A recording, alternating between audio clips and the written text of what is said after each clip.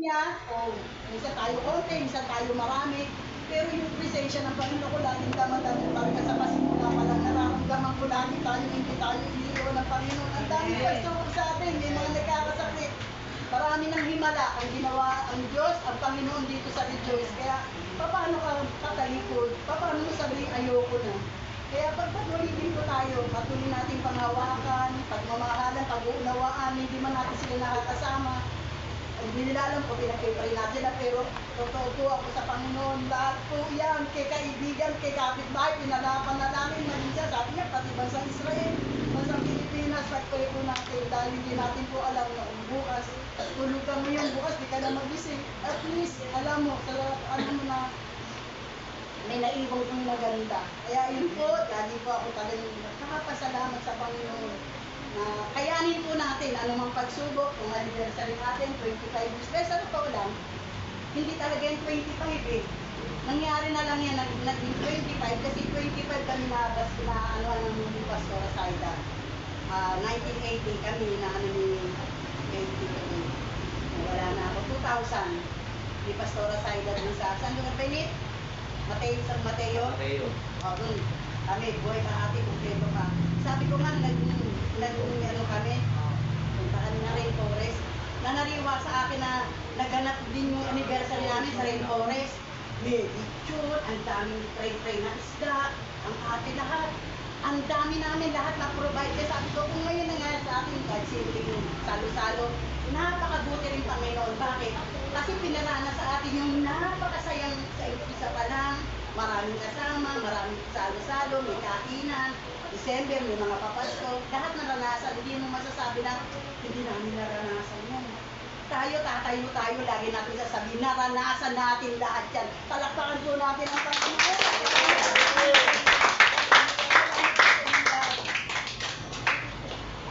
Ay, isa pa po. Sino pa isa? Okay. Yan. Gusto ko nagbo-volunteer eh. Yan.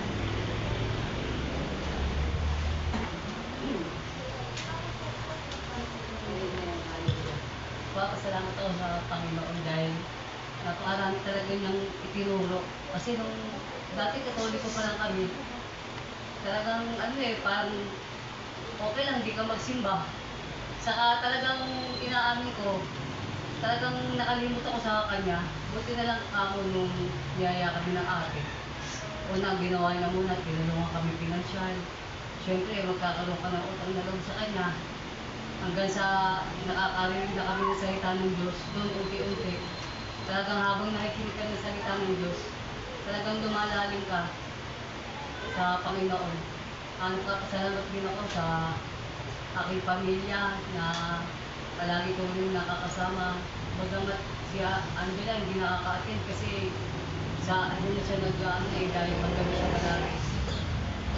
Papasalamat pa rin ako na patuloy yung inaayos ang pamilya namin, patuloy na gumagawa ng himala. Sabi nga, nung ako palang nagsisimba, si Boy, hindi pa, nabasa ko sa Bible, pagka magtiyaga ka lang, kasi pag nakita nung asawa mo na ikaw nagbago, susunod na rin siya. Kasi dati, maloko rin ako, marami rin akong bisyo. Pero nung ginagawa kami ng Diyos, talagang masasabi ko na talagang wala na kaming siguro sa ugali. Siyempre, nandun pa rin, tao pa lang tayo. Pero yung mga bisyo, kahit isa, wala na kaming bisyo talaga. Saka, mga salita ng Diyos na naririnig ko, talagang nagbibigay sa akin ng pag-asa, saka ng mga encouragement. Sabi nga, isa na naman ng palataya, ang buong sambayan ng maliligtas. Tapos yung isang anak ko na hindi na po namin nakakasama nasa palagi kong pinag-pray na, Lord, hindi ka pupunta sa kanyang buhay. Ang inumpisan mo sa buhay niya, tatapusin mo po kami. Nagpapasalamat ako na sa kabila ng mga pagsubok na hindi pa rin kami nakatayo, kagaya ko nangyari kay Eric, napakahirap ko na yung head of yung bang breadwinner, yung parang nagkasakit. Pero sa awa at biyaya ng Diyos, nakadaos kami. Tapos yung ngayon, ibinalik na yung lakas niya, nakakapaghanap buhay na siya. Tapos ito, patuloy niyang ipoprovide dahil yung nangyari sa kanya na tinanggal yung sis niya, kumbaga minor lang yun, yung major operation na dinanas niya, 2 buwan siya sa Avenue na napagtagumpayan niya. Ito pa kayang maliit na operasyon na ginawa sa kanya. Kaya salamat sa Panginoon, talagang napakabuti ng Diyos. Amen. Amen. Praise God. Ang mga testimony ay hindi itinatago. Yan po ay ibinabalita. Naalala niyo po, nung panahon ng Panginoon sa Kristo nung nandito siya sa lupa, meron pong isang, bulag, pilay, na hindi, di ba meron? Nakalimutan ko kung bulag yun o pilay. Pilay. O, di ba? Alam nyo? Di ba sabi ni Jesus, umuwi ka na, sabihin mo, ipakita mo. Di ba pinapauwi siya ng bahay? Ayaw niya, gusto niya sumama sa Panginoon. Tapos nagulat ang mga Pariseo at Saduseo. Nagulat, di ba? Sino nagpagaling sa'yo? Kasi ayaw nilang tanggapin ang Panginoon sa Kristo.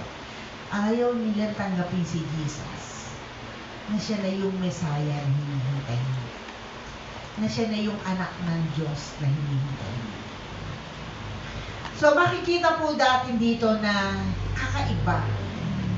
Sabi ko po nung nakaraan, binabasa ko ang Bible, nasa Book of Matthew ako. Nasa Book of Matthew pa rin ako. Kasi Matthew chapter 1 hanggang 28 ang Matthew. Pag nagbasa po ako ng Bible ay minsan, 4 na chapter lang, 5 chapter, ganun lang. So, madami kong natutunan sa Book of Matthew. At isa na doon, si Mateo. Yan. So, di ba si Matthew ay Sino si Matthew? Si Mateo. Siya po si Levi.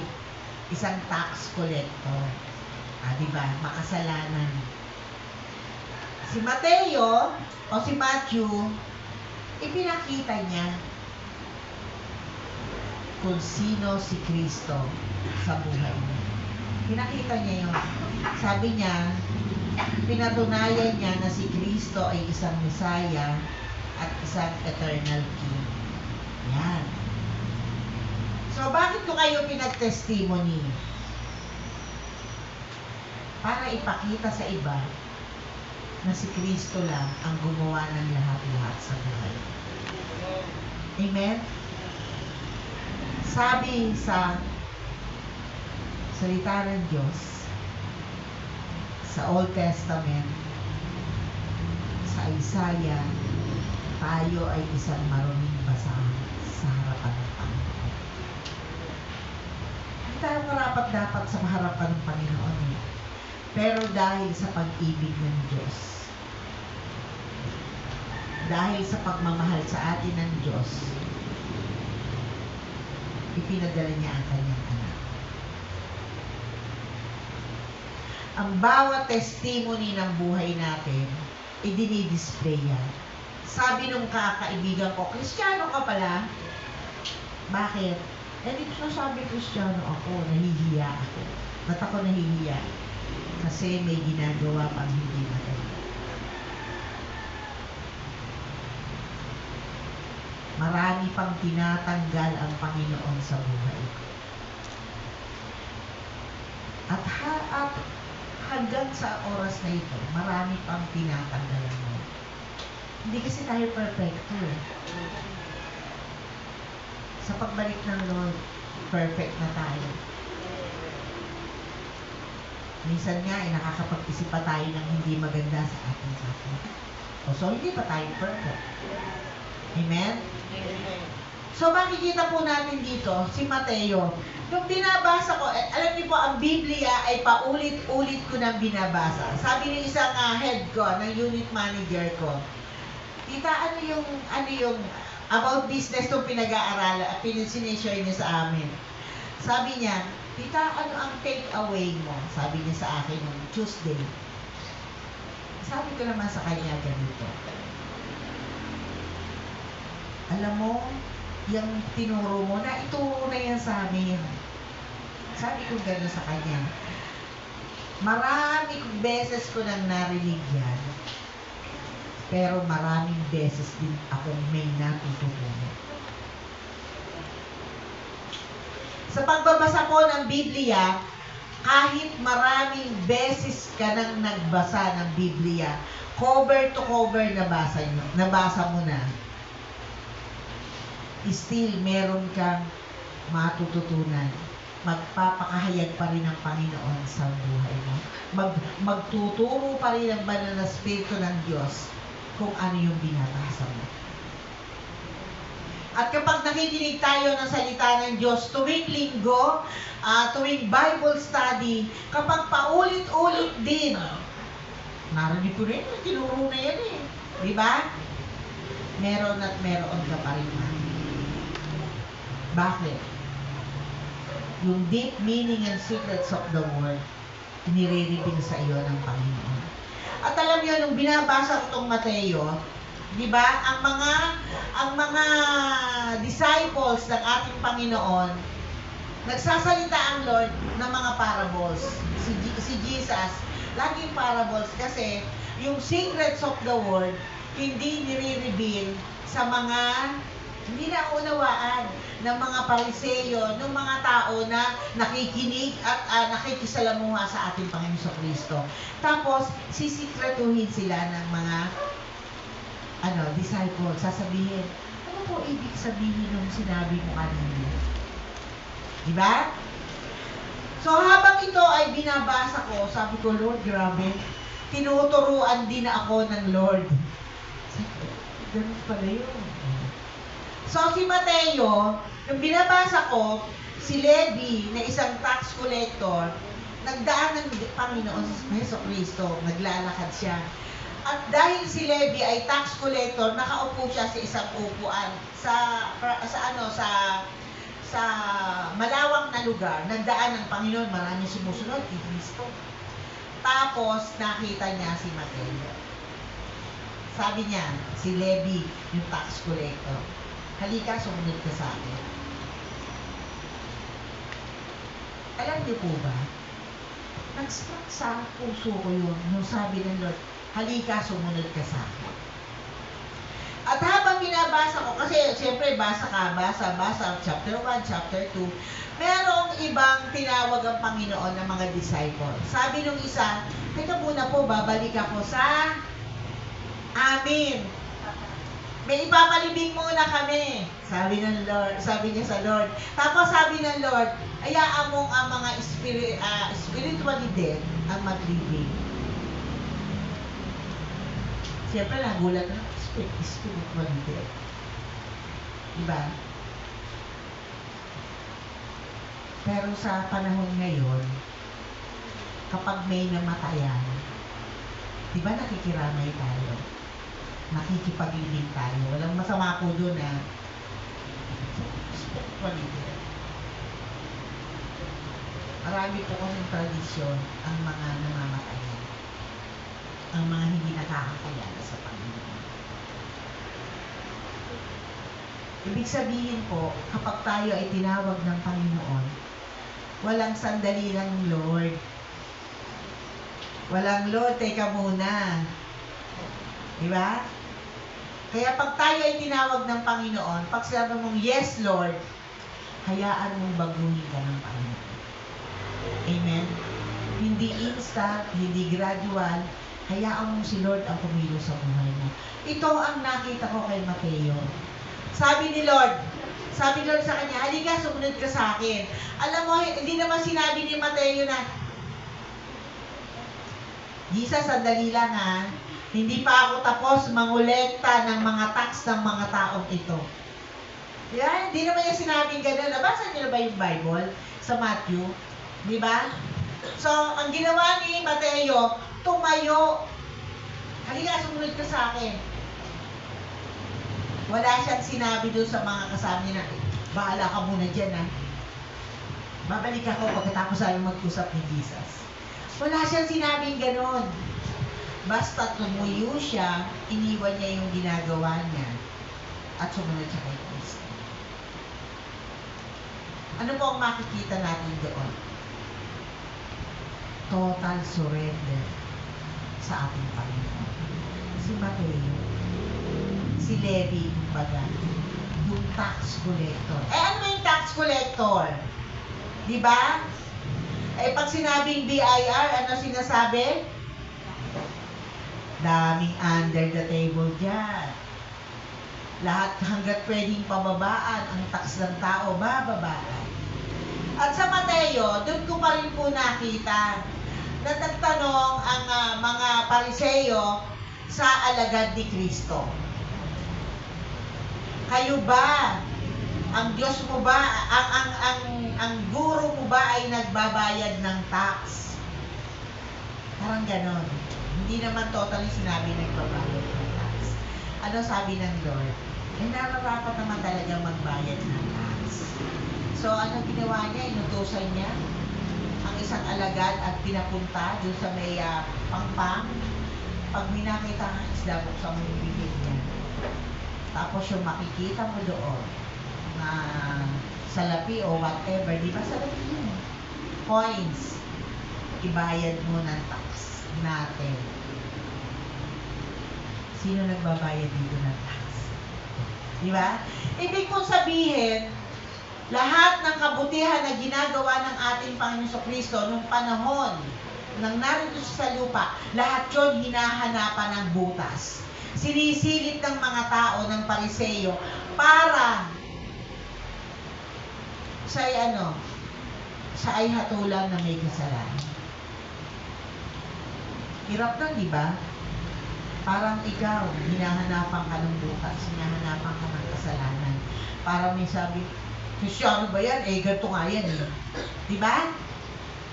Ganyan ba yung Kristiyano? Lagi nakasimangot. Di ba? Naalala ko, pag nakikitaan ako ng mali na asawa, sabi niya, hala ko ba Kristiyano ka? Ginaganon talaga ako na asawa ko. Bakit? Hindi ka naman pwedeng hindi magagalit. Di ba? Hindi ka pwedeng hindi mamlalaki ang mata pag nagagalit. Isa sasabihin ng asawa ko, ba't ka nagagalit? Kala ko ba Kristiyano ka? Nung hindi pa po masyadong malago. Nung baby Christian tayo asawa ko.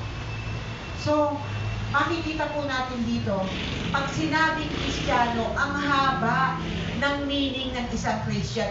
Ang Christian, hindi nagagalit yan, lagi nakangiti yan. Ang Christian, mapagpakumbaba. Lahat ng pwedeng sabihin ng tao na pwedeng silipin o pwedeng sabihin para makitang ikaw ay tunay na Kristiyano, gagawin po yan ng mga tao.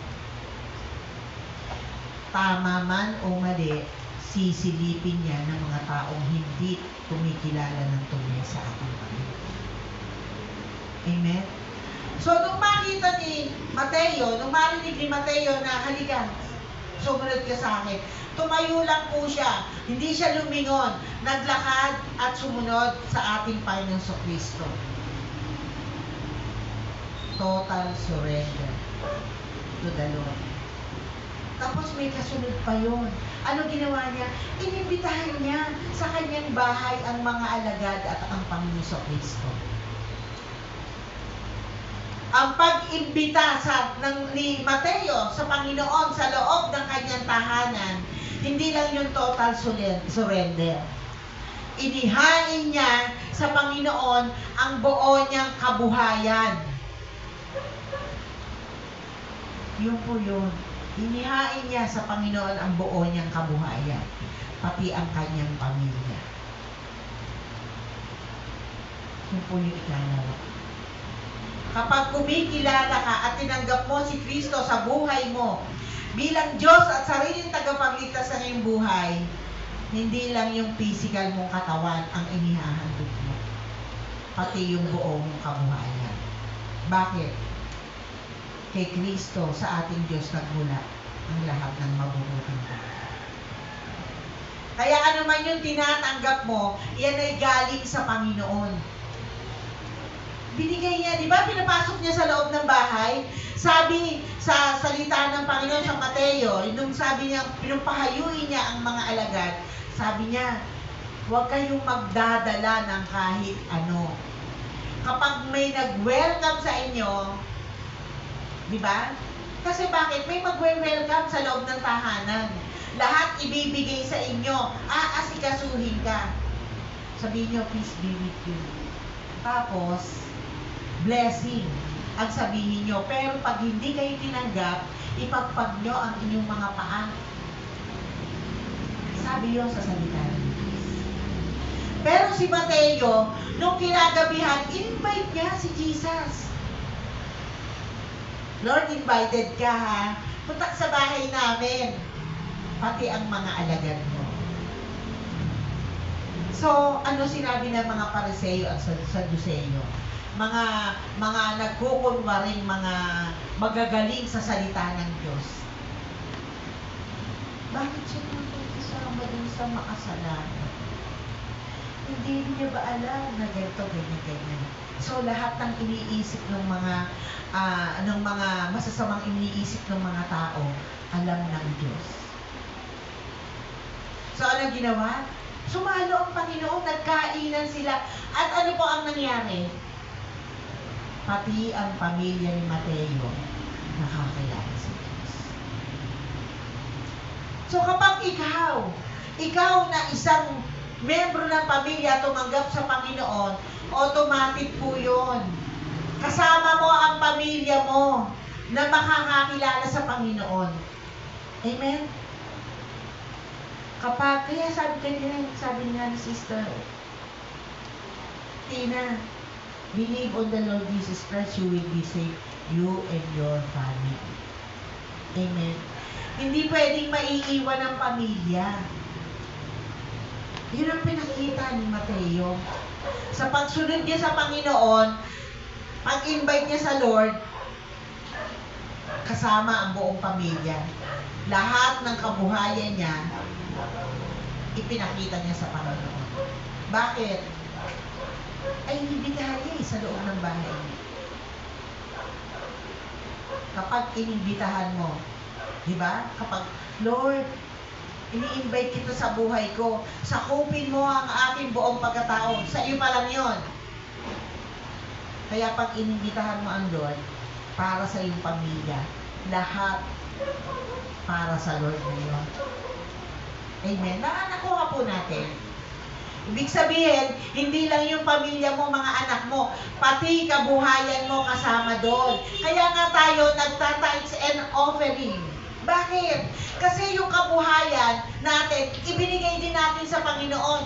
Yung kabuhayan na ang Diyos din ang nagbigay sa atin. At habang nagbibigay tayo sa Panginoon, habang nagbibigay tayo sa gawain ng Panginoon, ano nangyayari? Napagpapala tayo. Hindi mo lang nakikita kasi gusto mo makita material na bagay. Pero yung talino ng anak mo, yung ganda ng trabaho ng anak mo, yung maayos na buhay mo, wala kang sakit at karamdaman, makaramdam ka man ng konting sakit at karamdaman, pero naiibsan din, nawawala din. Bakit? Because of God na tinanggap mo sa buhay mo. Amen? Ganoon, kinilala ni Mateo yung Diyos na tumawag sa kanya. Kaya po siya ay naging disipulo ng Panginoon. Sino nagsasabi sa sarili niya na ako ay disciple ng Panginoon? Pakitaas po ang kamay. Ba't yung iba hindi nagtataas? Lahat po tayo disciple ng salita ng Diyos. At sino ba yung salita ng Diyos? Sabi sa book of John, si Jesus. In the beginning was the Word, and the Word was with God. Nung nandito ang Panginoon sa lupa, siya yung nagsasalita. Sinasabi niya. At nung siya ay bumalik sa langit, at nag-iwan ng Comforter, which is the Holy Spirit. Sabi, di ba? And the Word was with God, and the Word became flesh. Si Jesus. Siya yung salita.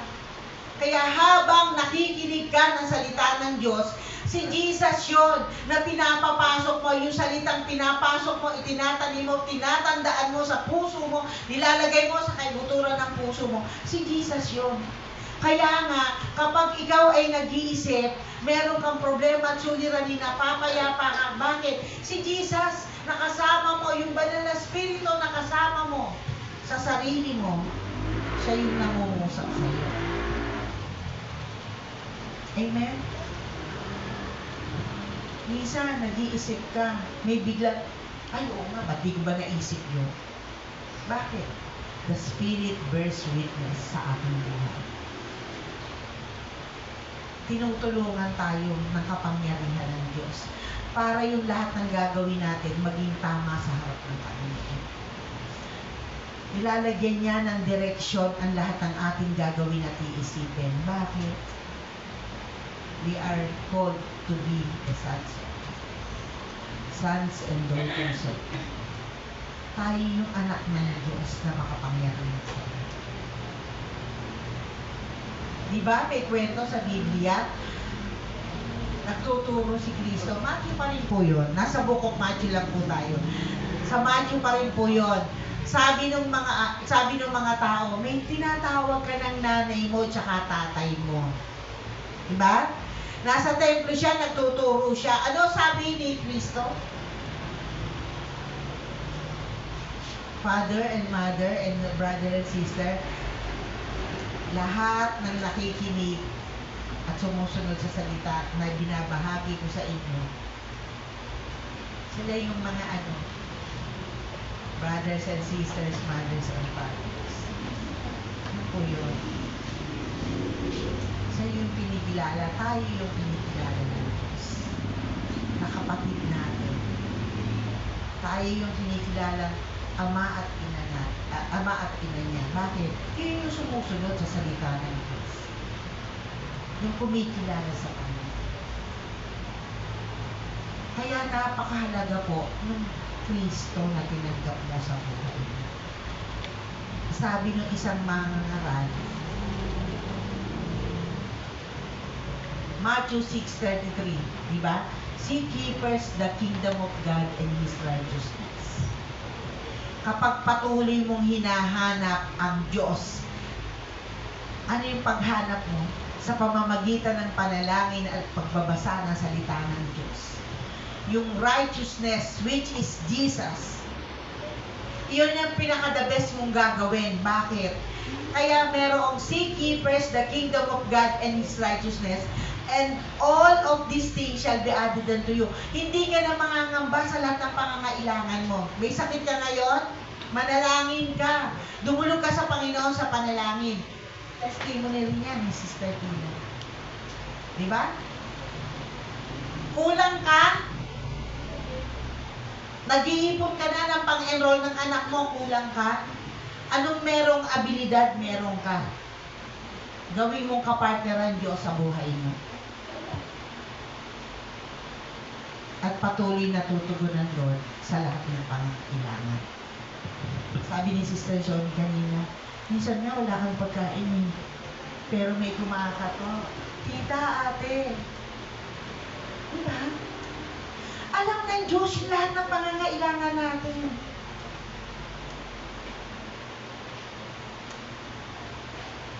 Pero katulad ni Mateo, nung imbitahan niya si Kristo sa buhay niya, sa kanilang tahanan, binigay niya lahat.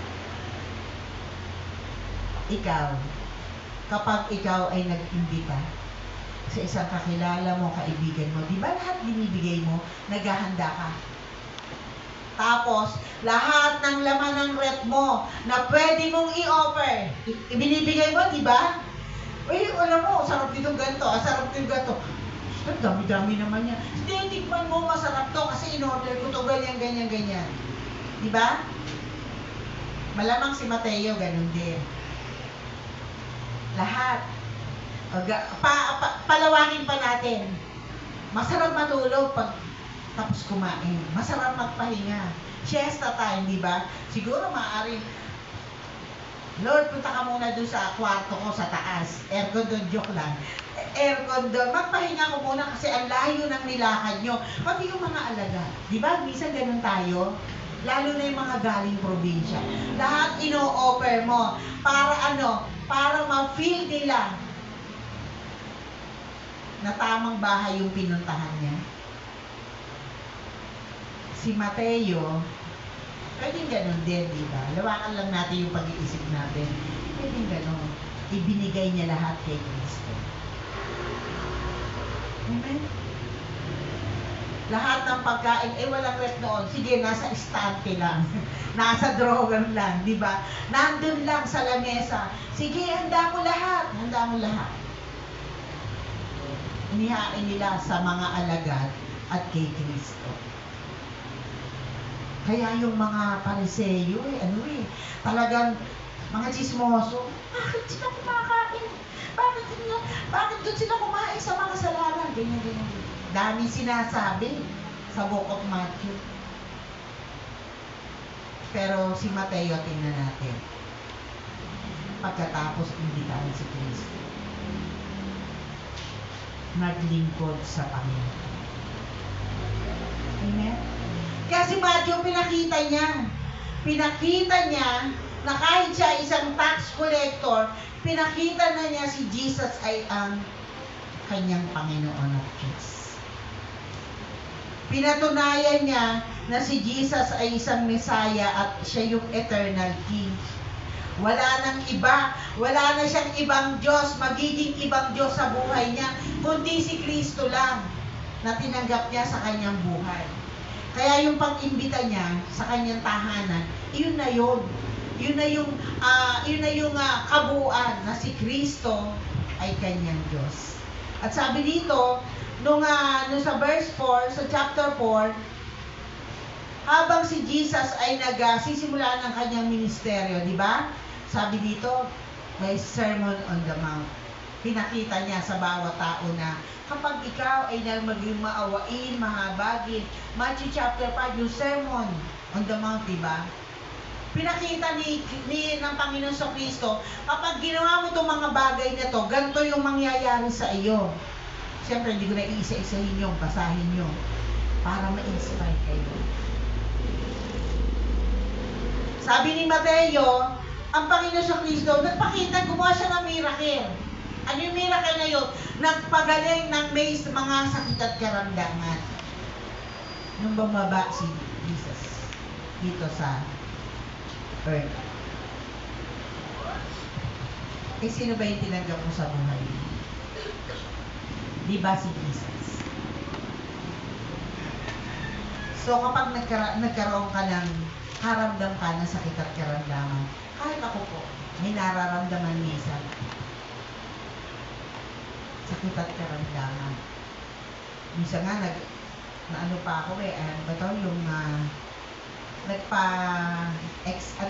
nagpatingin sa doktor. Sabi sa akin nung doktor, Mami! Huwag ka nang kumain ng karne, ha? Bakit po ako sinabi na huwag kumain ng karne? Sabi ko yung karne, lalo na beef. Sabi po, ganito pa tanong ko, ano pong klaseng karne? Ay, Mami, basta karne. Beef or pork man yan. Chicken na lang, pero yung chicken hindi fried. May sabaw. Sa palagay nyo, ano yun? Anong sinyalis yun? High blood, di ba? Taas ng cholesterol mo, Mami. Grabe. Alam, sagot ko sa doktor, sarap kumain ng kanin eh. Nung sinabihan po ako, tikim-tikim na lang. Kasi yung doktor ko, siya rin naman po yung inasay ng Panginoon para tumingin sa mga tao. Naging abusado sa physical na katawan. Amen? Salamat na lang may doktor na detect kung ano yung mga hindi maganda sa katawan. Amen? So, yun po yun. yung Kristo na tinanggap natin sa buhay natin. Hindi natin pwedeng baliwalain.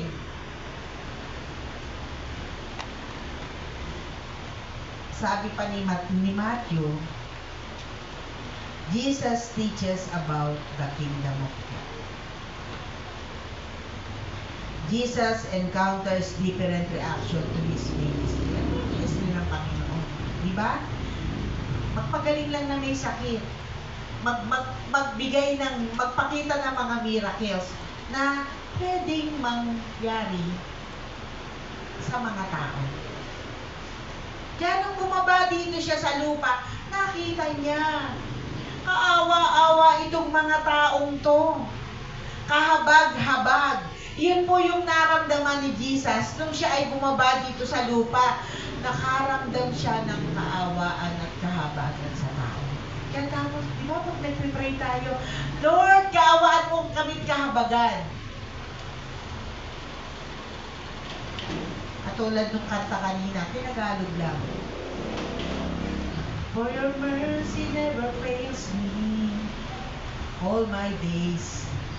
Diba? I've been held in your hand from the moment that I wake up. Diba? I will sing the goodness of God.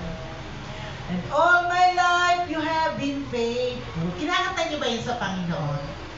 Diba? Tagalog lang yung kinanta natin, pero pag Tagalog kasi Tagalog tayo. Pero pag inintindi mo, kaya nga lagi sinasabi, yung inaawit natin, kapag tayo ay nag-aawitan, umawit kayo. Bakit? Yun yung declaration nyo sa Panginoon, sa pananampalataya nyo sa Panginoon.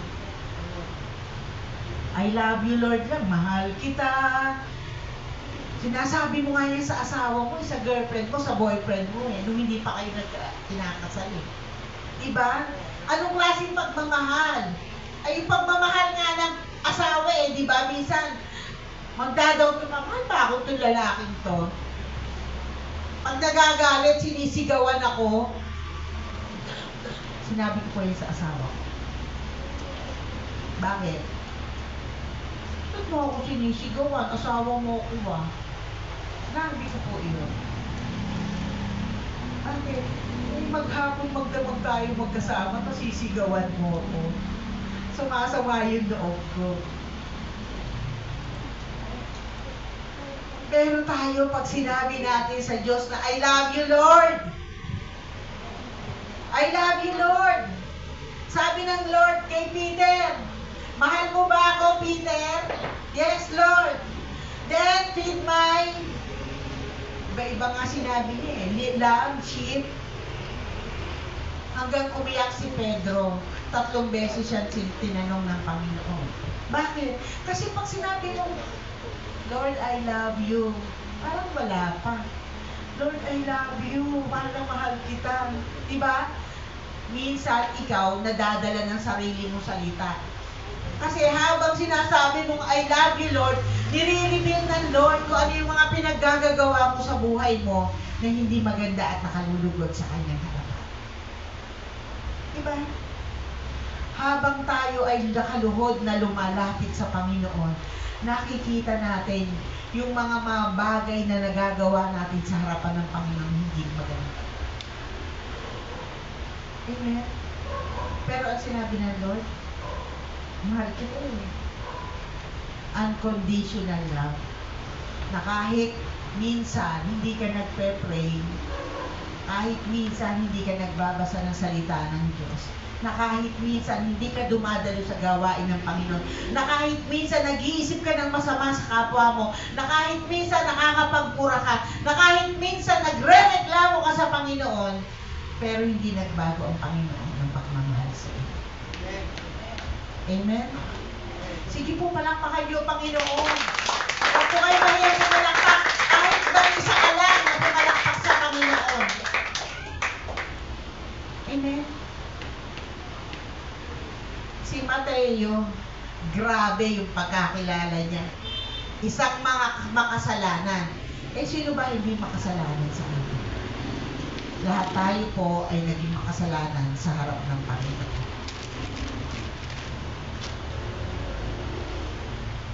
Sinabi rin ni Mateo sa Book of Matthew, yung death and resurrection of Jesus Christ. Diba? Grabe, lahat ipinahayag ni Matthew, pinakita ni Matthew. Ito yung Diyos na nakilala ko eh. Ipinagmalaki niya. Ipinagyabang niya kung sino yung si Kristo sa buhay niya. Diba? May sinabi nga si Matthew, kung ako po ay nanloko sa mga kababayan ko, sa mga inaano ko lang po ha, ini-expound ko lang yung salita. Kung ako po ay nanloko, nag-argabyado sa mga kababayan ko, ibabalik ko po 3 times. Diba? Grabe. Ganoon niya kinilala si Jesus. Naalala ko yung friend ko. Alam mo, sister, kapag hindi ako nakakapagbigay ng tithes o kulang yung tithes na naibibigay ko sa Lord, totoo itong sinabi niya sa akin. Tinutubuan ko. Nahihiya siya sa Panginoon. Tinutubuan daw niya.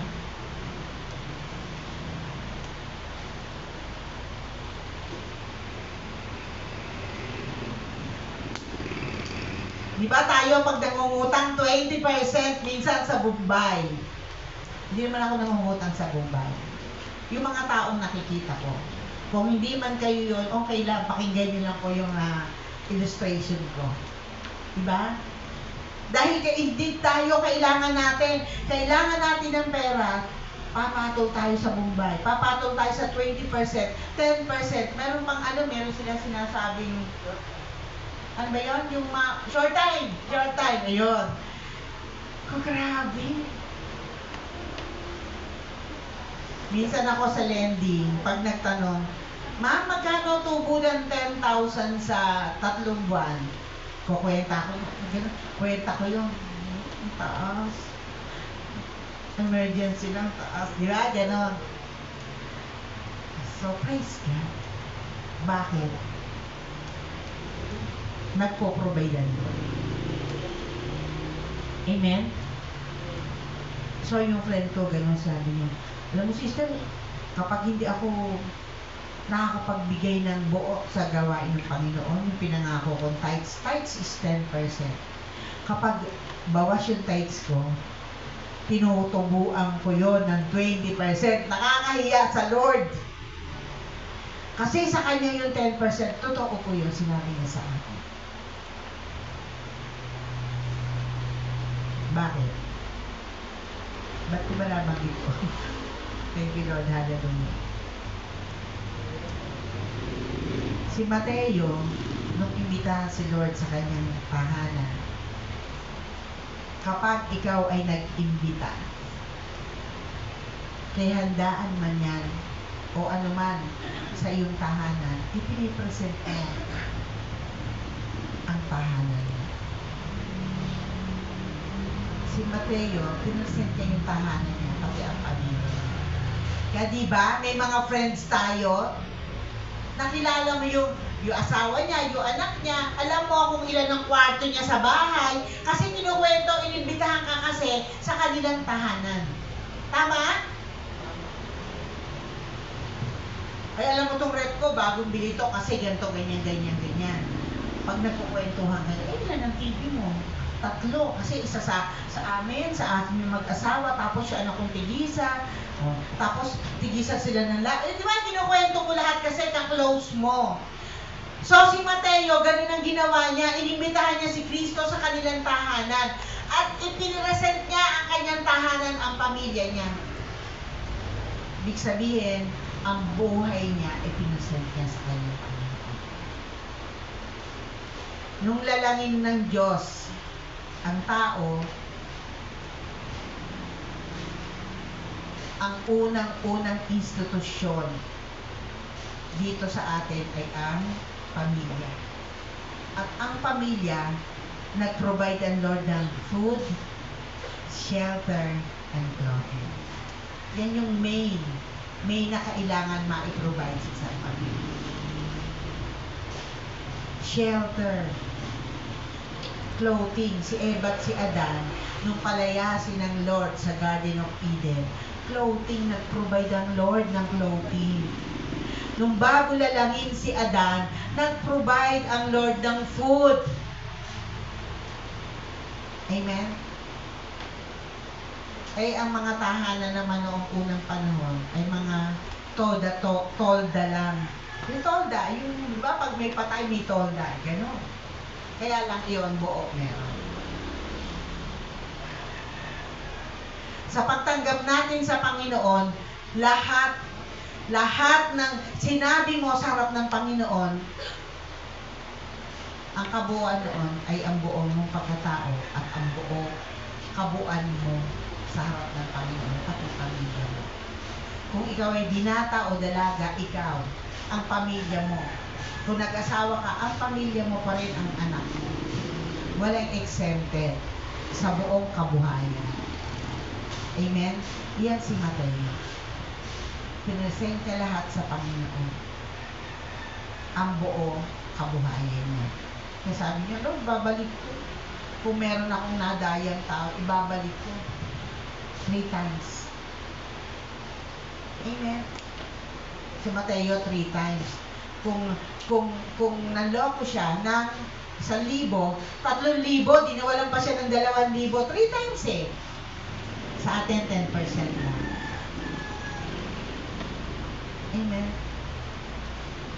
Alam niyo po, nung ako'y nagbibigay ng tithes and offering sa Lord, 15:30 lang.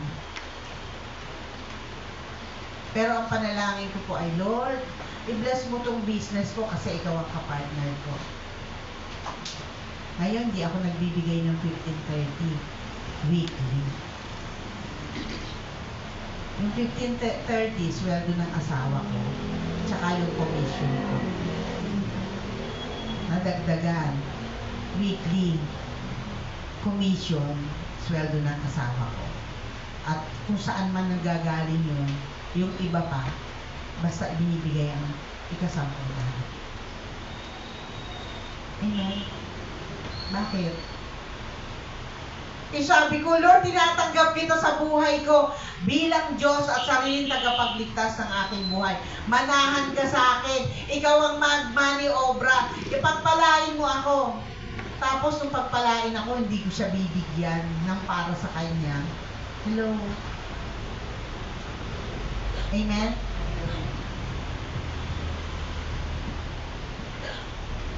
Di ba nagpakain si Jesus ng 5,000? Alam niyo po, nung binabasa ko ang Book of Matthew, hindi lang pala 5,000 yung pinakain niya, may 4,000 pa. Sabi ko, tapos balik ako, oo nga, dito 5,000. Yung sumunod, 4,000 pa. Ito hindi lang pala 5,000 yung pinakain niya. Ano ang nangyari? May sumobra, di ba? Ito sa yung pinakain niyang 5,000, may sumobrang 12 basket. Yung pinakain niyang 4,000, may sumobrang 7. Sabi ko, ang joke nga dun eh, kaya 12 kasi 12 yung disciples. Yun ang joke dun. Kaya yung sumobrang 12 basket. Pero kidding aside, nagpasalamat lang siya. Tandaan natin, ang Panginoon Kristo nung nasa lupa, 100% tao. Pero, sinasamahan siya ng Lord. Kaya meron siya kapangyarihang magpagaling. Kasi yun yung ministry niya. Kaya siya pinababa ng Lord. Magpagaling ka na may sakit. Sabi ni John the Baptist, di ba? Prepare the way, for the kingdom of God is at hand. Pero, kaya piniprepare ni John the Baptist ang tao, binabautismohan sa tubig, kasi merong magsigit na magbabautismo sa Espiritu. Amen? Si Jesus. Si Jesus na tinanggap mo sa buhay mo. Napaka-makapangyarihan. Kaya pag meron ka sakit at karamdaman, manalangin ka. Dumulog ka sa Panginoon sa panalangin. Sister, oh hello sister, bakit? Pag-pray mo kasi sakit-sakit ang paa ko.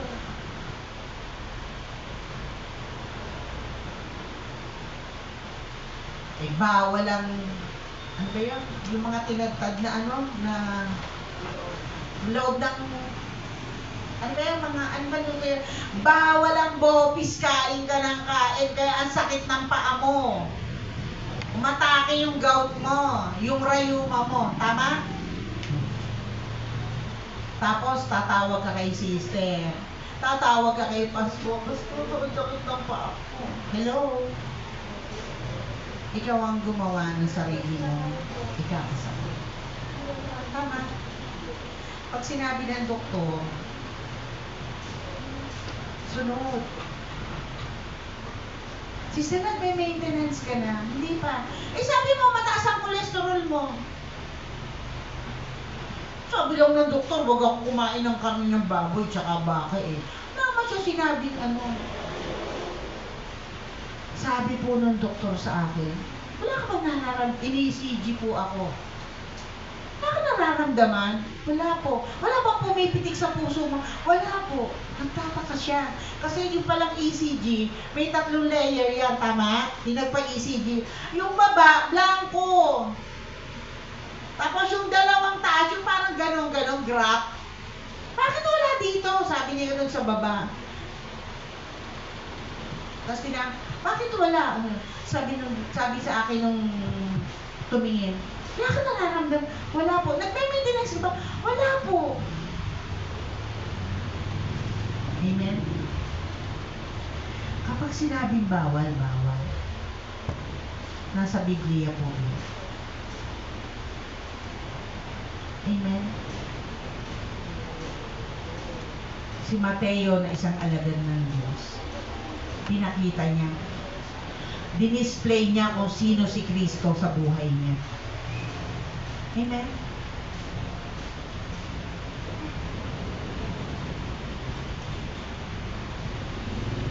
Sabi ng mga alagad, balik na kayo, buwi na kayo. Pati yung mga alagad napagod na eh. Pero sabi doon, nakita ni Jesus ang mga tao na awa siya. Nagkaroon siya ng compassion. Kapag po may nangyayari sa buhay natin na hindi maganda, kapag nakita ng Diyos na nalulungkot ka at may problema at suliranin ka, bakit po? Transparent po tayo sa harap ng Diyos. Nalulungkot ang Panginoon. Kapag may problema at suliranin ka, nalulungkot ang Lord. Yung mga tao, uhaw na uhaw sa himala. Uhaw na uhaw. Himala, tanda, kababalaghan na nanggagaling sa Panginoon. Nakita ni Jesus yun. Nagkaroon siya ng compassion. Nagkaroon siya ng awa. Para silang mga sheep na walang nag-aalaga. Diba, napakinggan niyo na rin yung turo ng Good Samaritan. Diba? Sabi doon yung Samaritan, nagkaroon ng awa, dinala yung isang estranghero dahil ninakawan siya, nagmagnanakaw at binugbo pa o whatever na ginawa, dinala siya sa isang bahay tuluyan. And that is the church. Kapag po tayo may problema at suliranin, kapag po tayo ay may sakit at karamdaman, may nararanasan tayo sa buhay natin na hindi mo maintindihan, umattend ka ng church. Huwag kang liliban pag linggo. Virtual Bible study man o face-to-face, umattend ka. Bakit? Yung salita ng Diyos, panghawakan mo. Sabi dun sa kanta, di ba? Simula sa taas ng bundok hanggang sa kalaliman, ako'y magtitiwala sa iyo. Panghahawakan ko mga pangako mo. Pangako ng salita ng Diyos, pangako ni Kristo. Kaya sabi sa Biblia, patuloy kong binabantayan ang aking pangako upang magkaroon ito ng katuparan sa inyong mga buhay. Anong pangako ng Panginoon ang pinangahawakan? Eh Lord, sabi mo, hindi mo ako iiwan, pababayaan. Yung pababayaan man, you will supply all my needs according to your riches and glory to Christ Jesus. Pagkatapos mo mag-pray, naghahanap ka ng Bombay para utangan mo. Eh sabi mo lang eh, di ba? Nagdalawang isip ka kaagad. Lord, salamat sa pagpo-provide mo ng lahat ng aming pangangailangan. Pagkatapos bang mag-pray, alalang-alala ka kung saan ka kukuha ng mga kulang sa loob ng bahay mo. Sabi ko doon sa asawa ko, umuwi yung asawa ko galing trabaho. Ako po ay nasa isang training. Nagmamadali ako, nag-alala ako kasi wala akong niluto sa bahay, kundi kanin lang. Worried na worried ako. Tapos, iniwan ko na yung mga kasama ko. Nung iniwan ko yung mga kasama ko, umuwi ako ng bahay, ano sabi ng asawa ko? Sabi ko, pa, kumain ka na? Busog pa ako. Nag-worried ako, hindi pa siya kumakain. Busog pa ako at may uwi pa siyang pagkain. Diba? Sabi sa Book of Mateo, sino sa inyo ang makakapagdagdag ng buhay kung ikaw ay nag-worry? Wala, di ba? Hindi madadagdagan. Hindi natin madadagdagan ang lahat sa ating buhay. Ang Panginoon Kristo lang din. Kaya tingnan po natin yung Jesus na author and finishers of our faith. Ang gagawin lang po natin, ipagkatiwala natin lahat sa Panginoon. Ang lahat-lahat sa ating buhay. Ganyan. Nung pinresent ni Mateo ng tax collector ang kanyang tahanan, ang kanyang buhay sa Panginoon, hindi na siya nag-worry. Walang Bible reading doon. Walang prayer nung panahon na yun kasi kasama nila si Kristo. Nakasama lang lagi sila sa Panginoon.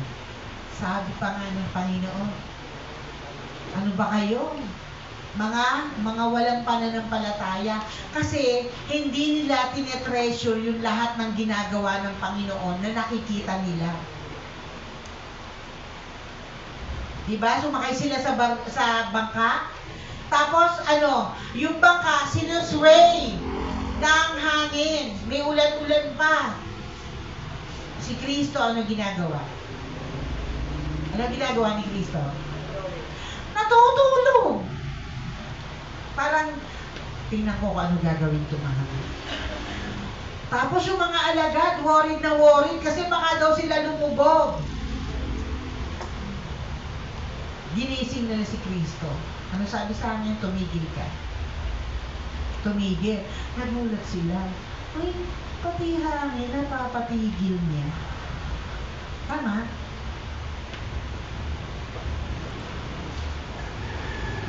Sabi nung inaalihan ng masamang spirito, bakit ka na pa rito? Papalayasin mo ba kami? Sabi ni Kristo, manahimik ka. Kung papalayasin mo kami, papuntahin mo kami dun sa mga pig, sa mga baboy. Diba? Ganun makipag-usap ang mga demonyo kay Kristo. Takot na takot. Eh bakit ikaw? Nakaramdam ka lang ng sakit ng ulo, takot na takot ka na, pakiramdam mo, may sakit ka na. Nakaramdam ka lang ng pananakit at tiyan. Pakiramdam mo kung ano na nangyari sa iyo. Eh, di sabihin mo kay Kristo. Sabihin mo dun sa Diyos na kinalala ko sa buhay. Amen.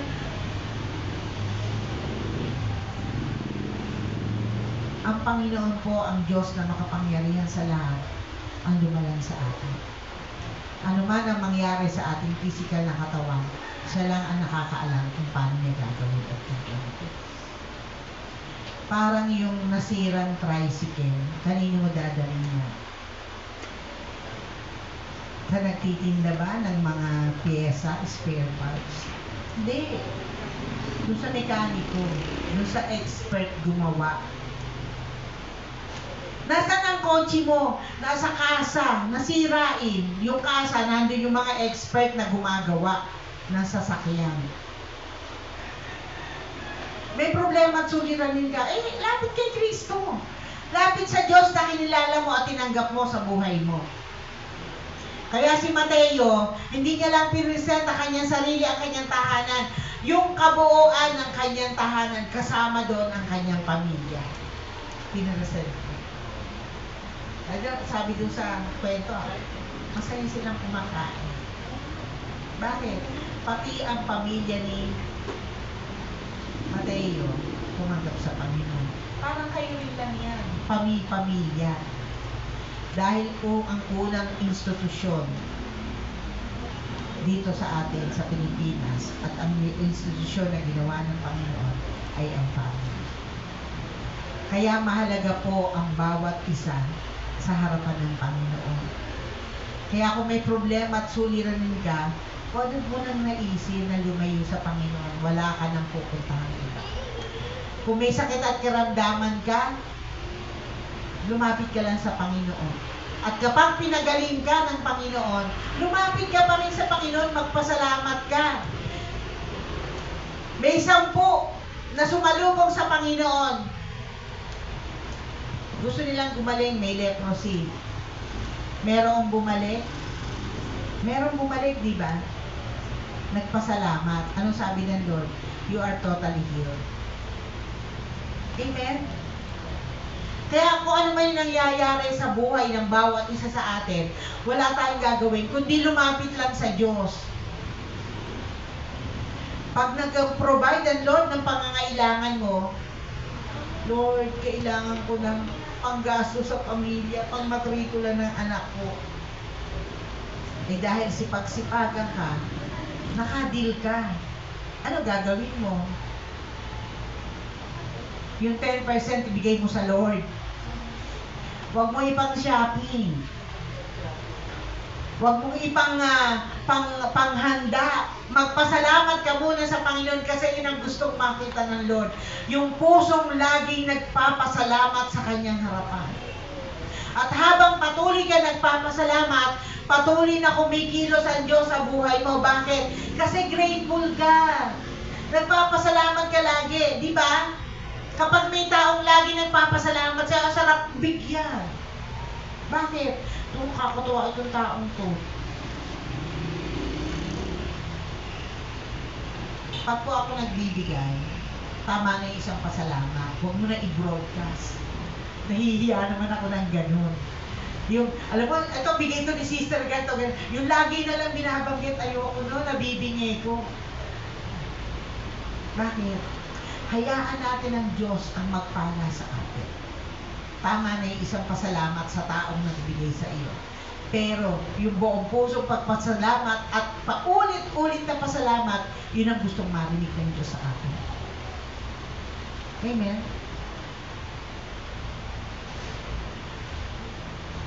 Kaya nung ang Panginoon sa Kristo, nung sila ay sumakay sa bangka, yung mga alagad na takot, at nung nakita nila na pinatigil ang hangin, nagulat din sila. Sino ba to? Hindi pa nila masyadong kilala yung Kristo na kasama niya. Eh kayo po, kilala niyo na ba yung Kristo tinanggap mo sa buhay? Amen? So bakit nagwo-worry? Bakit pag may problema at suliranin? Hindi ko naman po alam kung ano yung ginagawa niyo. Bakit pag may problema at suliranin ay malungkot? Pag idinulog sa Panginoon sa panalangin, magpasalamat na. Thank you, Lord. Diba?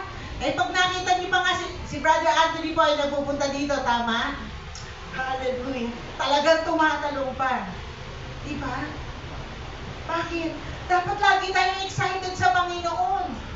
Excited sa pagdalo sa gawain ng Panginoon. Excited sa pagbabasa ng salita ng Diyos. Excited sa pagdulog sa panalangin. Bakit? Kasi kakatagpuin natin yung provider natin, yung Diyos na nagpapagaling, yung Diyos na ating tagapagligtas, provider natin. Amen? Dapat excited ka. Noong Friday ng gabi, ay late na ako umuwi ng bahay. Puyat, siguro mga 11:30. Tapos kahapon, gigising ako ng alas 3. Kasi aalis na naman ako papuntang Batangas. Galing po akong Batangas kami. Kaya ako sa Lord, alam niyo yun, nag-set ako na alarm clock. Yung pag may lakad ka, para hindi ka mali, may mga activities kong gagawin. Tapos kanina pong umaga, nag-set uli ako, kagabi, nag-set uli ako ng alarm clock, mag-aalas 12. Nag-set ako ng alas 4. Hindi ko na po kinaya. Natulog uli ako. Nagising ako, late na. Na kaya imbis pong nasa church ako, sa church ako manggagaling, sabi ko kay Sister Shoni, on the way na po ako, galing po ako sa bahay. Amen. Ano yung ginagawa ko sa corporate world, dapat ganun yung ginagawa ko sa Christian world. Amen? Kung gaano ako lenient ba tawag doon, sa pagsiset ng time, dapat ganun din sa gawain ng Panginoon. Sino dito may mga trabaho? Diba? Sino pumapasok ng late sa trabaho? Wala! Sino ma-attend ng gawain na late? Ako late. Late ba ako? Diba? So, yan nga ako sa Panginoon. Sorry, no? Bakit? Kasi yung tinanggap natin sa buhay natin, yun yung Diyos ng buhay natin. Wala tayong magagawa kung wala siya sa buhay natin. So, kung gaano tayo ka-aggressive sa corporate world, mas ang ating kung ganun din tayo sigasig sa Christian world. Amen? Lahat po tayo tinuturuan ng Panginoon.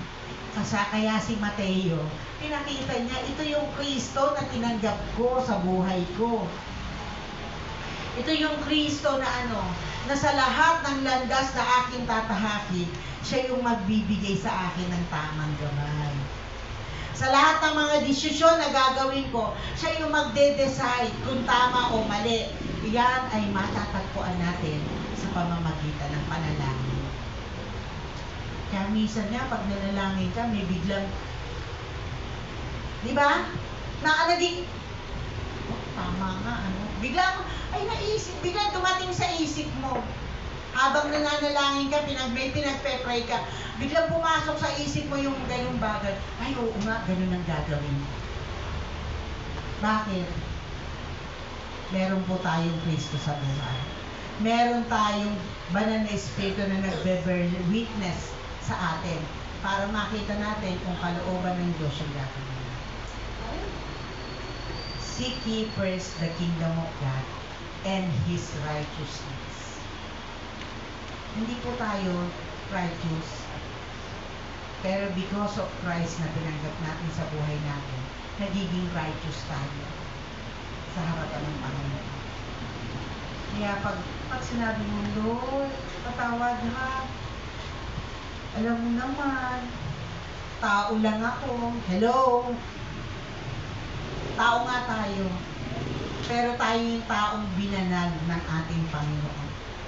Sa pagtanggap natin sa Panginoon, pinagiging banal po tayo. Kaya nga po tayo nakakaiwas sa kasalanan. Na ikaw na dating nagmumura, hindi ka na nga nagmumura eh. Paminsan-minsan na lang hanggang matanggal mo na yan. Bakit? Yung Kristo na tinanggap mo sa buhay mo, yun na nagbabago, nagtuturo sa atin. Hindi yun sa sarili mong kakayahan. Dahil si Kristo ang tinanggap mo sa buhay. Amen? Kaya si Mateo, nung ipakita niya kay Kristo ang kabuuan niya at lahat sa kanyang buhay. Diba? Isang tax collector na binago ng Diyos. Walang pagkakaiba po yan sa atin. Pag sinabing tax collector, makasalanan yan. Kasama po tayo doon. Pero nung tanggapin niya si Kristo at pinasend niya kay Kristo ang lahat sa kanyang buhay, parang tayo din yan. Binago ni Kristo, pinatawad ni Kristo, at iningatan ni Kristo.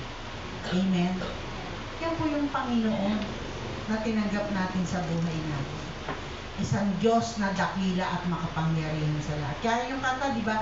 Nung sa nakaraan, di ba? Dakila ka, O Diyos. Sa habang panahon, katapatan mo'y matibay na sandigan. Sa bawat bighati, tagumpay man ay naroon. Daluyan ng pag-asa kung kailangan. Pag-ibig mong alay sa'kin noon hanggang ngayon, dakila ka, O Diyos. Amen? Dakila yung Diyos na tinanggap natin sa buhay natin. Amen? Palakpakan po natin ang ating Panginoon. Hallelujah! We praise you, Lord! Salamat, Panginoon, sa kabutihan mo. Salamat, God, dahil ikaw ang Diyos na dakila at makapangyarihan sa lahat. Dalangin po namin, Panginoon, ikaw ang Diyos na patuloy na kumilos sa aming buhay. Ikaw, O Diyos, ang patuloy na magpakahayag sa aming buhay. Turuan mo kami, Panginoon. Tuluyan mo kami gawing mababa sa iyong harapan, Panginoon. Ikaw, O God, ang kailangan namin sa aming buhay. Gawin mo kami lagi nagpapakumbaba sa iyong harapan. Laging dumudulog sa iyo sa panalangin. Laging tinutunghaya na yung mga salita. Salitang magbabago sa aming buhay. Salitang magpapataas ng antas ng aming pananampalataya sa iyo. Lord, marami pong salamat. Huwag mo pong hayaan, Panginoon, na matalo ang aming pananampalataya ng problema, ng sakit, ng suliranin, Panginoon. Batus, Lord, dahil ikaw ang kasama namin, alam namin kami ay mananagumpay, Panginoon. Salamat sa iyo, O Diyos. Salamat, Panginoon, sa 25 years, Panginoon, na pinagkaloob mo sa Rejoice Christian Community, Panginoon. Salamat sa buhay ng bawat isa na patuloy at nagpapatuloy, O God, na hanapin ang kalooban mo sa kanilang mga buhay. Salamat sa lalaki at babae, bata man o matanda na narito ngayong umagang ito, Panginoon. At patuloy na hinahanap ang kalooban mo sa kanilang mga buhay. Dalangin ko, Panginoon, ikaw ang patuloy na magpakahayag. Dalangin ko, Panginoon, ikaw ang patuloy na kumilos sa kanilang mga buhay dahil ikaw ang Diyos na dakila at makapangyarihan sa lahat. Patuloy mo saligsikin, Panginoon, ang aming mga puso't isipan. Magpakahayag ka nga pong tunay, Panginoon. Upang sa gayon, O God, lagi, Panginoon, lagi kami makasunod sa kalooban mo at sa naisin mo.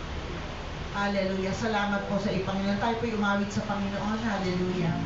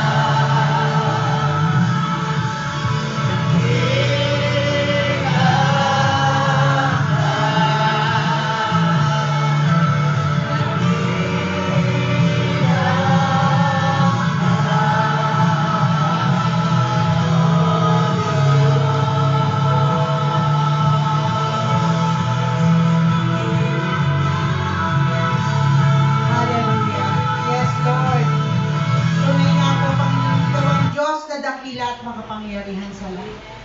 Salamat sa iyo, Panginoon. Patuloy namin dinideclare ang katagumpayan sa buhay ng bawat isa narito, Panginoon. Tunay, Lord, dalangin po namin, Panginoon, hindi namin maging scapegoat, Panginoon, o hindi namin maging dahilan, O God, ang anumang nararanasan namin, O God, sa aming mga buhay, para hindi kami dumalo sa iyong gawain, para hindi kami magbasa ng iyong salita, para hindi kami, Panginoon, dumulog sa iyong panalangin. At ang tanging dalangin namin, O God, na patuloy namin kasabikan, Lord, ang mga salita mo na nagbibigay buhay. Patuloy namin, Panginoon, hanapin ang katuwiran at ang kalooban mo sa aming buhay. At tunay nga po, Panginoon, ikaw ang Diyos ng aming buhay. Wala kami magagawa kung wala ka sa amin.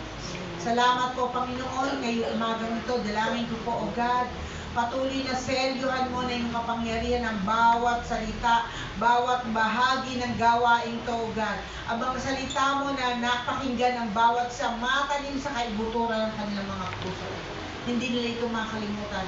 Bagkus maging gabay nila, maging instrumento, O God, para makita nila, O God, na ikaw lamang ang Diyos na nagbibigay buhay. Ikaw lamang ang Diyos na pwede nilang lapitan. Ikaw lamang ang Diyos na tunay na nagmamahal sa kanilang mga buhay. Ikaw lamang ang Diyos na tunay na nagpapala at kailanman hindi nagbabago sa kanilang mga buhay. Salamat po sa iyo ngayong umagang ito. Salamat sa kabutihan mo. Pagpalain po ang bawat isa sa pangalan ni Jesus. Amen. Palakpakan po natin ang Panginoon. Hallelujah. Sige po, pwede na po kayo maupo. Dadako po tayo sa pagbibigay kung saan ay nagpapasalamat tayo sa mga biyaya, sa mga kaloob na binibigay ng ating Panginoon sa pagpo-provide ng lahat ng ating pangangailangan. Amen? Malapit na ang dito. Tapos na ang third grading period ng mga estudyante. Tama? Fourth grading na ba? Hindi pa. Fourth grading na. O, diba? Malapit na naman ang bakasyon kasi February na. Tama, February. Sino po dito ang high school? Ayan, diba? May graduate na ba? Ayan, graduating, diba? Ako rin po natutuwa kasi graduating niya yung anak ko. Yung anak ko na minsan nalayo sa Panginoon at nagloko sa pag-aaral. Amen? Pero ngayon, dahil kinatagpo ng Panginoon, hindi pwedeng hindi kakatagpin ng Panginoon. Ngayon, ano na po siya, graduating, nag-OJT na. Graduating siya ng college, computer science. So, diba, hindi pwedeng ang mga kumikilala at nananampalataya sa Panginoon ay hindi pwedeng mapahiya. Minsan dumaan sa mga mali at likong gawain, pero itunuwid pa rin ng Panginoon. Amen? So lagi po tayong maging prayer warrior, intercessor ng ating mga anak. Huwag niyo pong hahayaan na lumipas ang isang araw na hindi natin naidulog sa panalangin ng ating mga anak. Yan po ang trabaho ng mga nanay ng tahanan. Paano naman ang tatay? Pati tatay, siyempre.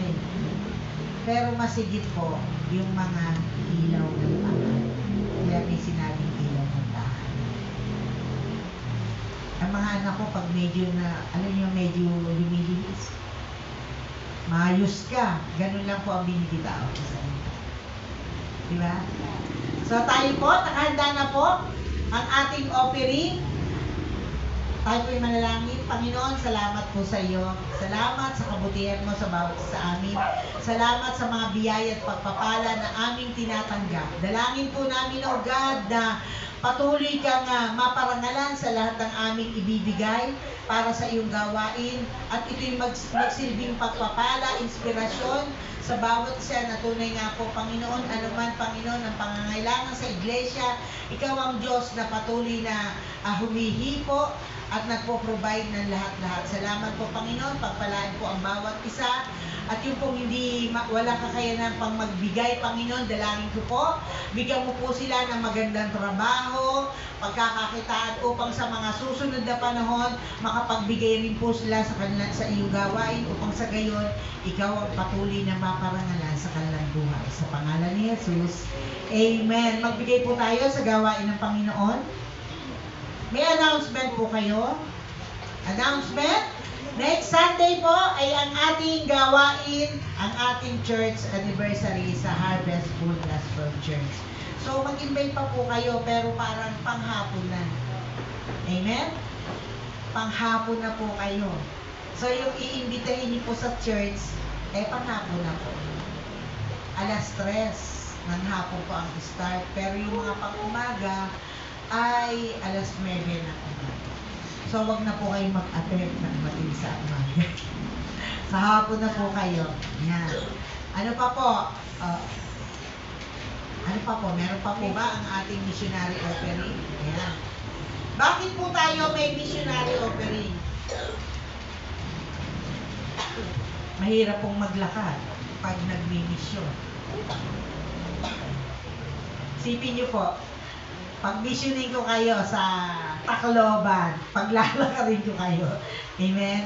So, tandaan po natin, lahat po ng binibigay nyo, pag binigay nyo na po yan sa gawain ng Panginoon, tithes and offering man o missionary offering, huwag nyo nang hanapin. Para naman pinaghahanapan nyo ang Lord. Diba? Bakit? Ginagamit po yan sa gawain ng Panginoon. Amen? So, ang missionary offering po, kung kayo po ay napapagpalang patuloy sa blessing ng Lord, magbigay po kayo sa missionary offering.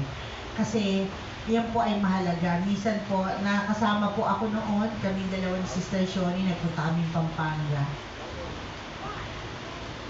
Marami po doon marami din po churches po. Pero meron po kasi tayong kapatiran noon. Dahil napagpala sila sa Harvest Full Gospel Church. Through Harvest Full Gospel Church. Gusto nila yung kanilang circle of friends, yung kanilang mga kamag-anak at kapitbahay sa Harvest din. So, choice po nila yon. Hindi po namin sila pinilit doon. So, marami din po, ang kuya po, yan, nakakatayo na sila sa sariling pagkilos ng Panginoon sa buhay ng mga taga-kuya po. Ganun din po, nangyari din po sa kanila yun, nagsimula sa maliit hanggang lumaki. Meron na rin po silang ganitong church. Hindi pa finish yung loob, pero may church na, may house of may church na pinapangalagaan ng ating Pastora Beth Laudente. So, ganun po yun. Yung mga nagtutulong-tulong, sino pa po ba ang magtutulong-tulong? Ang matawagin ko yung mga kapitbahay nyo na hindi nakakakilala, tumatanggap pa sa Panginoon. Oy, may mission kami, halika dito, magbigay ka. Para yun nasa palengke lang. Hindi po. Tayo po. Sa sariling pinagmumulan ng ating tinatangkilik, tayo po yung may obligasyon. Obligasyon po tawag doon na magbigay sa gawain ng Panginoon. Para Para magpatuloy. Kaya nasa tanong kanina, 25 years, hindi po biro iyon. 40 years sa Harvest, hindi po biro iyon. Marami pong pagsubok. Ang sabi po ng salita ng Panginoon, ang nananatiling tapat hanggang wakas. Iyon po yung magbe-benefit ng lahat ng bagay na ipinangako ng Panginoon sa atin. Kaya nga, the more you give, the more you receive. At more ka nakaka-receive, more na magbigay ka para sa gawain ng Panginoon. Diba? Ano lang yun? Balikan lang po yun. Umiikot pa. Amen? Lord, marami pong salamat sa mga biyaya at pagpapala mo na aming tinatanggap. Kami po ngayon ang bumibigay para sa missionary offering para matugunan, Panginoon, ang mga pamasahe ng mga magmimisyon at anumang pangangailangan ng iglesia ang aming pupuntahan, ng mga kapatiran na aming pupuntahan sa iba't ibang lugar. Ikaw po, Panginoon, ang patuloy na hihipo at kikilos. Pagpalain po ang bawat ang magbibigay at dalangin po namin, patuloy mo po silang bigyan upang patuloy silang makapagbigay para sa iyong gawain. Panginoon, marami pong salamat sa pangalan ni Jesus. Amen. Tayo po ay magbigay sa missionary offering.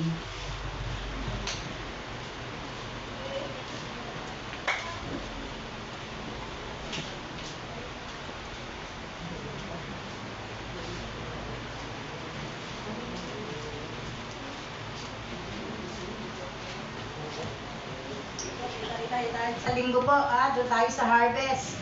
Alas 3, kita-kita po tayo. Sige po, tayo po tumayo para po sa uling panalangin, Sister Tina.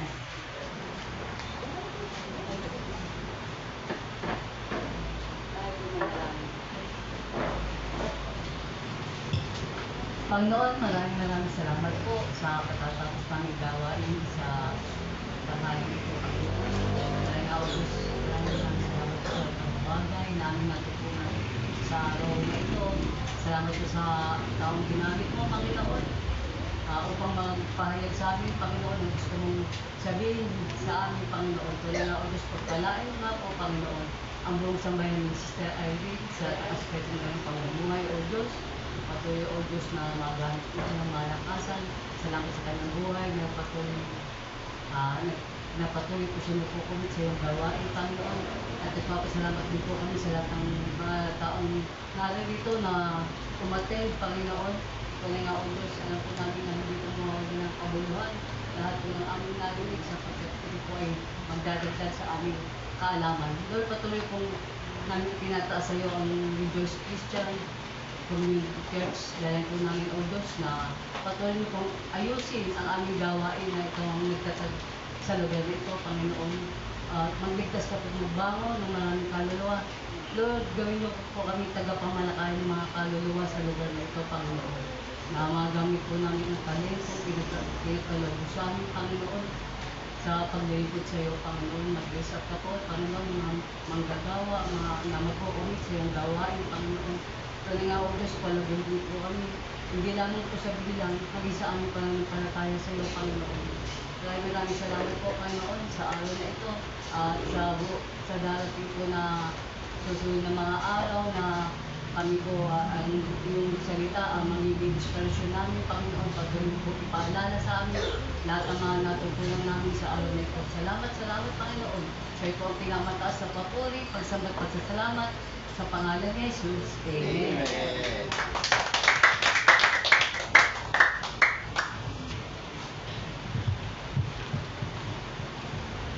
Sige po, taas po natin ang ating mga kamay. Naway lubusan kayong gawing banal ng Diyos na siya nagbibigay ng kapayapaan at naway panatilihin niyang walang kapintasan ng buo ninyong katauhan, ang spirito, kaluluwa at katawan hanggang sa pagparito ng ating Panginoon Kristo. Tapatan tumawag sa inyo at gagawin niya ito.